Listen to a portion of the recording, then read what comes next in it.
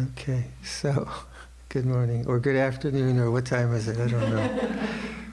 I'm all over the place. Well, first of all, I think we always begin with gratitude, rather than at the end of the toot. Because at the end of the retreat, we're all kind of gushing with gratitude.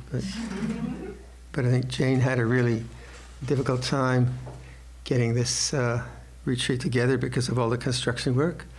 So up until the day before, it looked like we were going to be in the basement practicing because of all the noise. But thank you, Jane. Well, that was. I'm glad it worked out. Yeah, well done, well done. So thank you.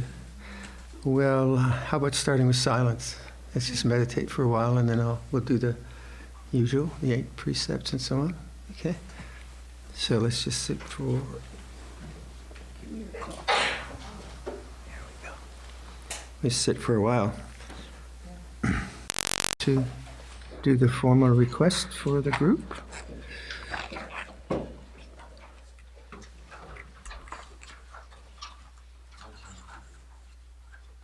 Eight.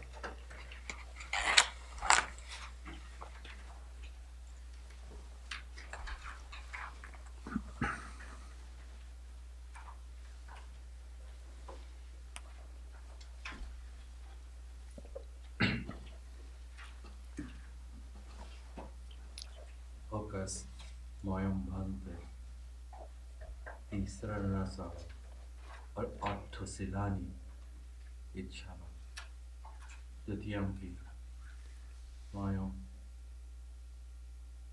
Isra Rasa, Ottosilani, Ichhava, Tatyampi, Moyam Bhante, Isra Rasa, Ottosilani, Ichhava. So I think everyone's familiar with this, yeah? I'll chant Namo Tassa 3 times, you follow suit. Namo Tassa Bhagavato Arahato Samma Sambuddhassa. Namo Tassa Bhagavato Arahato Samma Sambuddhassa. Namo Tassa Bhagavato Arahato Samma Sambuddhassa. Please. Tassa Bhagavato Arahato Samma Sambuddhassa. Namo Tassa Bhagavato Arahato Samma Sambuddhassa. Namo Tassa Bhagavato Arahato Samma Sambuddhassa. Buddhang Saranang Gacchami. Buddhang Saranang Gacchami. Dhammang Saranang Gacchami. Dhammang Saranang Gacchami. Sanghang Saranang Gacchami. Sanghang Saranang Gacchami. Dutiyampi Buddhang Saranang Gacchami. Dutiyampi Buddhang Saranang Gacchami. Dutiyampi Dhammang Saranang Gacchami. Dutiyampi Dhammang Saranang Gacchami. Dutiyampi Sanghang Saranang Gacchami. Dutiyampi Sanghang Saranang Gacchami. Tatiyampi Buddhang Saranang Gacchami. Tatiyampi Buddhang Saranang Gacchami. Tatiyampi Dhammang Saranang Gacchami. Tatiyampi Dhammang Saranang Gacchami. Tatiyampi Sanghang Saranang Gacchami. Tatiyampi Sanghang Saranang Gacchami. Flip the page. Tissaranagamanang Nititang. You say Amabante. Let me see. I'll do Pali bits by bit, okay? So you don't get lost. Panatipata. Veramani. Sikapadang. Samatiyami. I undertake the precept to refrain from taking the life of any living creature.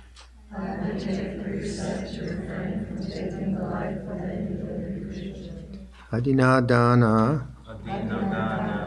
Veramani. Sikapadang. Samatiyami. I undertake the precept to refrain from taking that which is not given.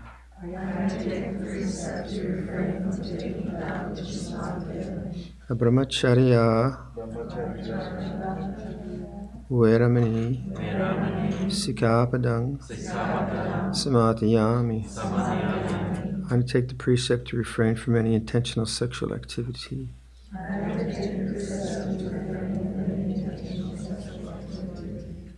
Musawada, Viramani, Sikkhapadang, Samadhiyami. I undertake the precept to refrain from lying. Surameraya, Majja, Pamadatana, Viramani, Sikkhapadang, Samadhiyami. I undertake the precept to refrain from consuming intoxicating drink and drugs which lead to carelessness. I undertake the precept to refrain from consuming intoxicating drink and drugs which lead to carelessness. Vikala Bhojana, Viramani, Sikkhapadang, Samadhiyami. I undertake the precept to refrain from eating at inappropriate times.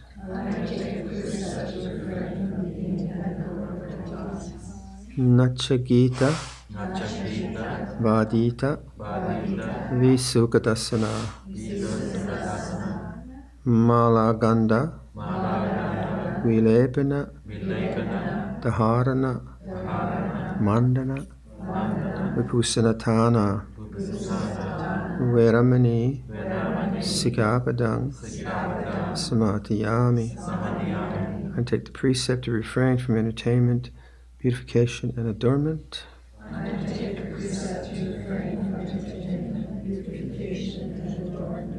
Uchasayana, Mahasayana, Veramani, Sikkhapadang, Samadhiyami. And take the precept to refrain from lying in a high luxurious sleeping place.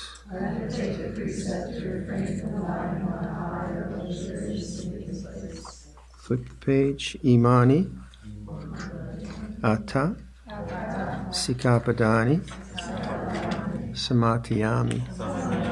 Imani, Atta, Sikkhapadani, Samadhiyami. Imani, Atta, Sikkhapadani, Samadhiyami. I undertake these 8 precepts. I undertake these 8 precepts. I undertake these 8 precepts.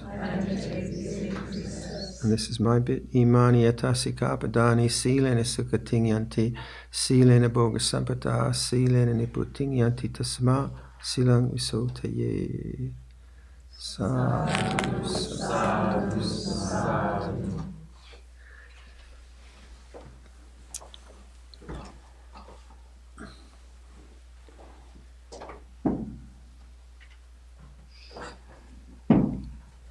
All right, here we go. Where are we going?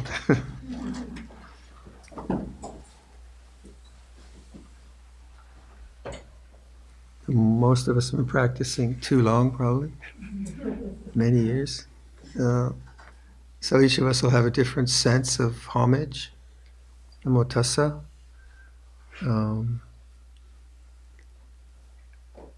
For me, it's obviously this great being that attained enlightenment. I mean, that's to me like this sense of optimism that in human birth and human striving there is this supremely beautiful possibility of enlightenment, whatever you might define that. Anything all traditions speak to that sense of transcendence in different language in different ways. So it's a very optimistic thing. Namo Tassa in a very maybe pessimistic time. And then just this, like for me as a monk, whoever the Buddha was, that this teaching is so, I'm a crafty kind of guy, and it really is. It works. It's really practical. I mean, I don't get into the abstract philosophy too much, as you know, but the kind of like the Four Noble Truths, the core teachings, they're really pragmatic. If you use them in that way, if you really take them deeply. And then as a bhikkhu, the Vinaya, this the genius of the monks at that time, because the Vinaya grew over the 45 years of teaching that the Buddha had, and then subsequently as well. But that works too. It really does. It creates this very interesting communities, both with our community, Aimetanandi's community, and this is almost 3,000 years ago. And it works in Perth. Works north of Highway 7, south of Highway 7. Yeah, to me, it's astounding how well it works. So when like if you have a shrine, that's an exquisite Buddha, isn't it? Beautiful. If you have a shrine, and you like the kind of bhakti side of spirituality, where a sense of devotion is brought to the mind, a sense of optimism, a sense of goodness, a sense that there is compassion in all these lovely things that are possible in the human realm and beyond, that you use your shrine for that kind of devotional opening, and you open the heart to that. So when, like, my bowing is pretty pathetic right now because my knees are shot, but just to bow in gratitude, and to do it mindfully, and do it gracefully, a sense of beauty in it, and then to adorn the shrine, to put beautiful floral arrangements on it, and to take care of the candle so there isn't wax all over flooding the Buddha off the plane, as it were, like to really take care of it, and that brings a lovely sense of that there is goodness in the world, and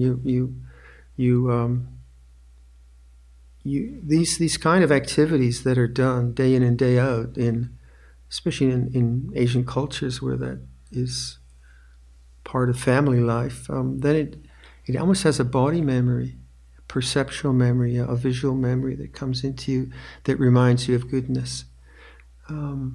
So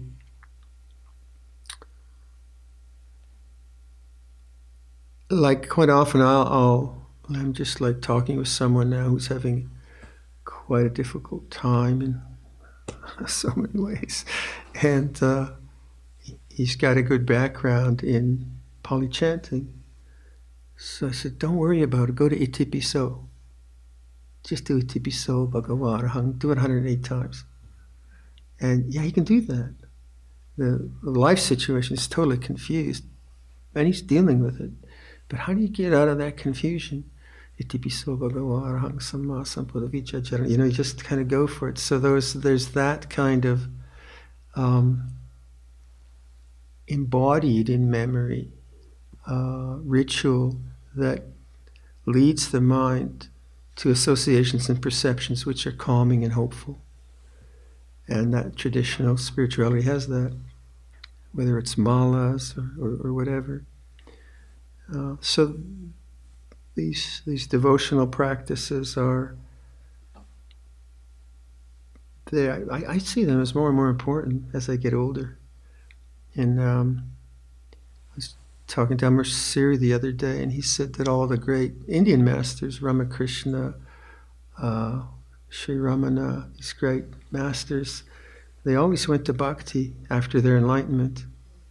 They always went to gratitude, to opening the heart with love. That was their spiritual expression.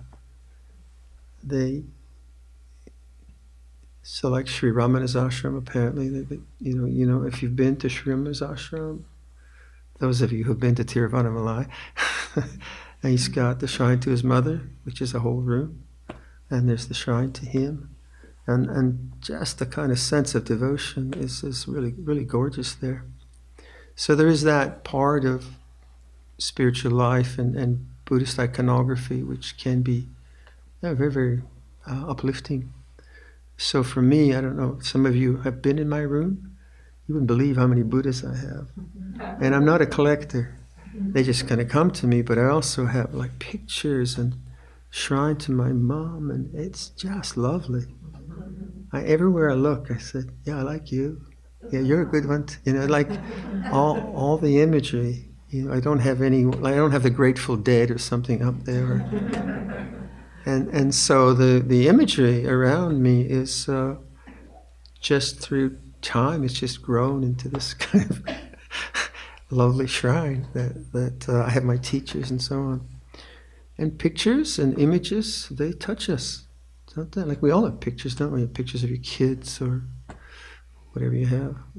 So do consider that as a part of your ongoing, daily life practice. Then the refuges, Buddhaṃ saranam gacchāmi, Dhammam saranam gacchāmi. Here I use the word Buddha a bit differently, and that's the awakened mind. And that certainly is what it means.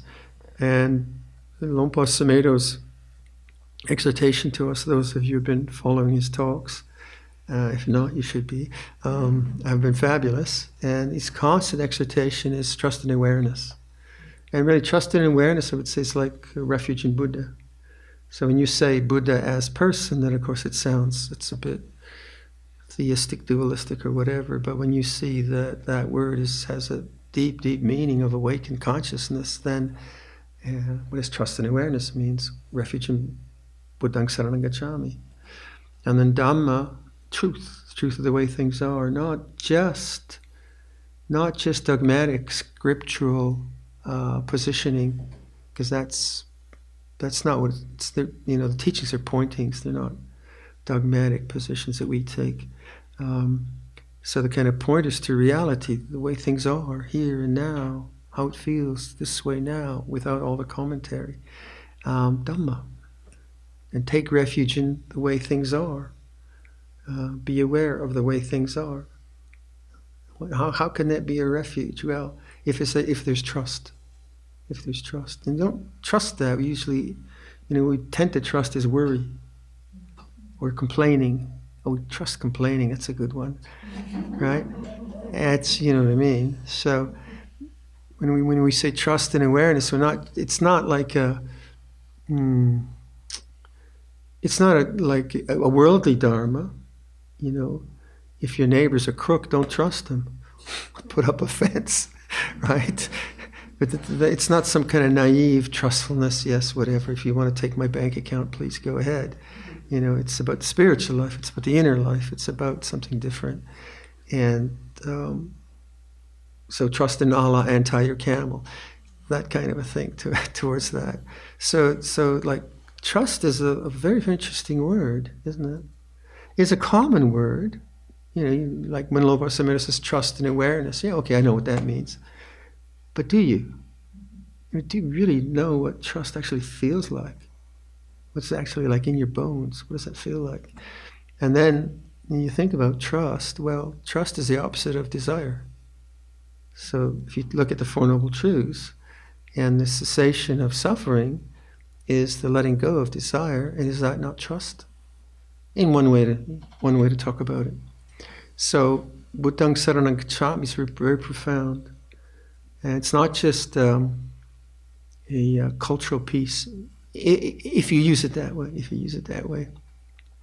Dhammam saranam gacchāmi, Sangham saranam gacchāmi. Sangham, kalyana mitta. Like, a few of us are getting old here, right?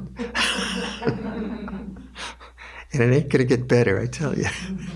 And yet, if we don't have friends, if we don't have Dharma friends, if we don't have spiritual friends, what a mess we're going to be in, right? What a lonely, lonely, sad mess. And so cultivate friendships and take care of friendships. And that's that. The refuge in Sangha is that, both the giving and the taking, the sharing of our lives with spiritual friends. And I mean, we're so lucky to be here, aren't we? And to have your friendship it's just number one. It really is. Plus, I get a lot of birthday cards. Little sites.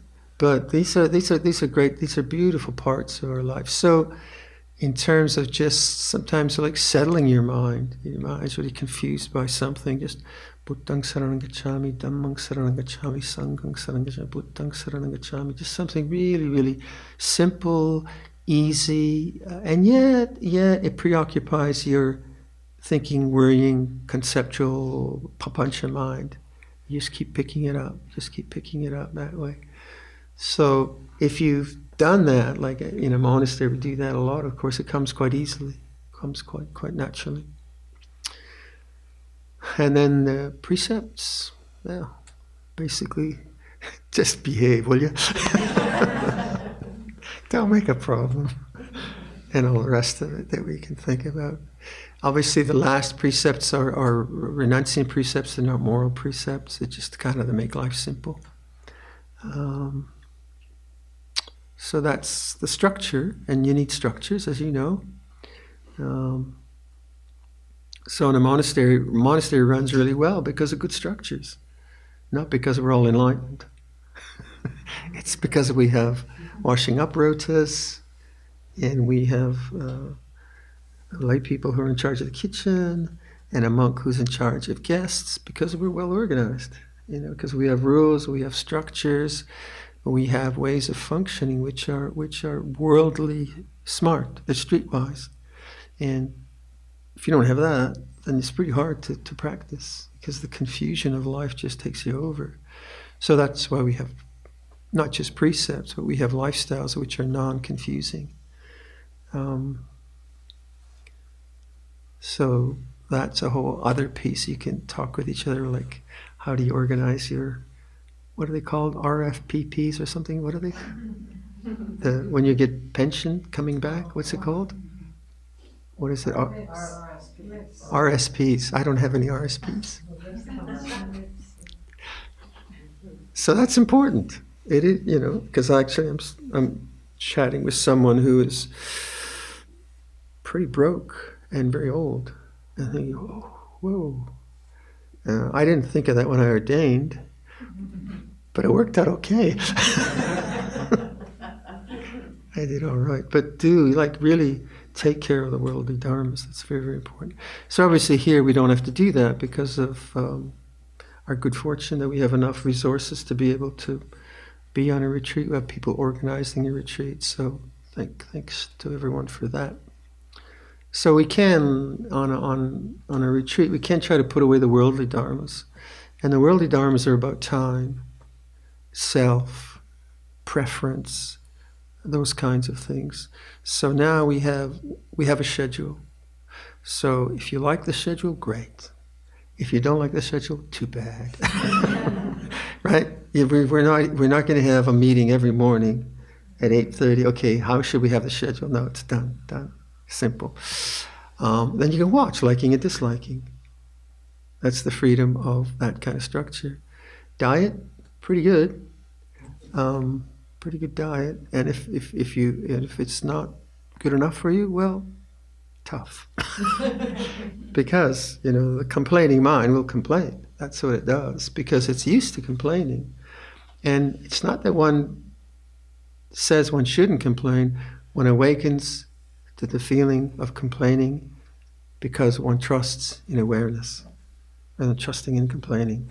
So if your mind starts to do something like that, I'm sure it won't. I'm sure you just kind of float through. You love everyone, but if your mind starts to be naughty in that way, you can really. What is trust and awareness? Does trust and awareness means that you have to get rid of that? That's not awareness. That's getting rid of. So what is trust? Trust is something open-hearted, isn't it? Someone said, like I was talking to Russ in Vancouver. I do a lot of FaceTime, by the way. Anyway, I guess you all do too, FaceTime, whatever medium you use. But he was saying, I said, what's trust to you? He says, it's falling backwards off a high step into my mother's loving arms. He's 55. Yeah, there's a nice image. It's kind of falling backwards. So if you trust in awareness and you start to make that a serious even investigation, not just the sort of, oh yeah, Luangpa's right, trust and awareness, but you actually take it up seriously, then you'll take that word trust and you really bring it into your mind, trust. You know how I like just to use one word a lot? Guess what word it is? But just like you're sitting, you just trust. And that's a powerful word. And then the way I like to contemplate our inner journey is to use words as mirrors to the way things are. So if I'm 78 years old now. Every now and then someone takes a video and I see myself walking. It's sad. It's really sad. And then I try to walk like a 30-year-old. It doesn't work. So there is this all that kind of self-imagery. But if I just trust in awareness, and I know the feeling of discomfort and pain, and pain is like this, discomfort's like this. And I keep coming back to a kind of trusting rather than worrying and getting rid of and so on. And that's very hard to do because the desire mind doesn't trust. If you have fear, you don't trust in awareness, you usually run with worry, right? And so on and so forth. And what's awareness? What is awareness? That's awareness, right there, isn't it? Isn't it just that silence of knowing? That's it. You don't have to go anywhere else, right? If you ask yourself, well, what was he talking about? But if you just, that's it. So silence, background, stillness, the ocean. So for awareness, you have all kinds of interesting language, because the awareness we're talking about, I think, which is deeply and profoundly peaceful and transcendent, is not the awareness of an object. So there's what we call Vijnanakanda, which is the consciousness of the salty taste of spaghetti, or consciousness of the coolness of water on my face. Yeah, there's that. But does awareness need an object? Does it need an object? And if the tasty, what did I say? The salty taste of spaghetti is something that I can notice, and it's always changing, and the feeling of water and the feeling of pain and pleasure are always changing. What's unchanging? Right? Could you possibly know two sense experiences like touch and sound and know that they're different if there was not something which was undifferentiated behind that? Would that even be possible? Because you'd just be immersed in one or the other, you'd never know. So there is space, there is consciousness, there is awareness, there is knowing, different ways we talk about it. And that knowing, I would say, is what Luangpa's pointing to. It's not the awareness of objects. So we have focus. So if you focus on, like I focus on walking up the steps, and I focus on eating the carrots or whatever, yeah, there's that mindfulness part of our lives. But also there's that deep, silent background, which is not noticed when we're preoccupied with objective experience, thinking. That's the tough one, isn't it? That thinking mind is the one that preoccupies our attention. And to actually notice a thinking mind as an object is a big step for humanity. I was remembering with some friends that someone once asked me, like, I did this on the Friday talk, so if you heard a Friday talk, please excuse me. But I was in Hawaii. No, where was I? I was in one of those Virgin Islands, American Virgin Islands, with Lompa Pasano and his mother, Rhoda, who was at that time 99, I think. She's great. So Ajahn Pasano takes his mom, who's now 102, somewhere every other year in the winter, and I get to go along. Pretty cool. So we're in the Virgin Islands, and there are a lot of Rastafarians there. And this really lovely young Rasta guy comes up to me. He says, I know you're busy probably, but can you just give me one piece of advice? You are not your thoughts. Huh? So I left him with that. That's a big step, isn't it? That's a huge step in spiritual evolution or spiritual understanding. If you think your thoughts, you are toast. You really are. And yet we do. And we're toast. You know, we believe in our worries and we believe in our resentments, but even though they're so ephemeral, even though they're so conditioned, they come and they go, we still get sucked in, don't we? Oh, got caught again.